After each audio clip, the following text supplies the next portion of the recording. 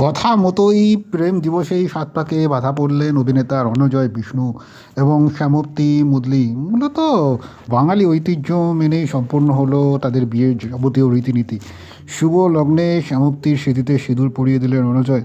সেই মুহূর্তে উজ্জ্বল হয়ে উঠল দুজনের মুখ, তৃপ্তির হাসিতে ধরা পড়ল নতুন জীবনের শুরু করার যে একটা একে অপরের প্রতি অঙ্গীকার।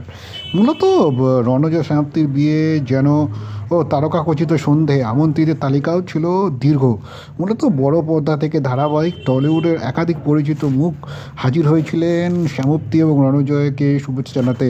তাদের এই বিশেষ দিনটিতে উপস্থিত ছিলেন অভিনেতা প্রসেনজিৎ চট্টোপাধ্যায়, ঋতুপর্ণা সেনগুপ্ত, শিবপ্রসাদ মুখার্জি, জিনিয়া সেন, লীলা গাঙ্গুলি, সৌরভ দাস, দর্শনা মণি, আদিত্য রায়, কৌশাম্বী চক্রবর্তী, বিবৃতি চ্যাটার্জি সহ আরও অনেকেই নব দম্পতিকে স্নেহে আশীর্বাদে ভরিয়ে দিলেন বাংলা ইন্ডাস্ট্রি সকলের প্রিয় বোমবাদা।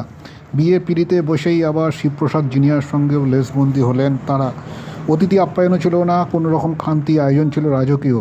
রকমারি পদে ভরা ভোজের আসর থেকে শুরু করে সাজসজ্জার নিখুঁত পরিকল্পনা, সব মিলিয়ে এক স্মরণীয় সন্ধ্যা সাক্ষী থাকলো টলিপাড়া।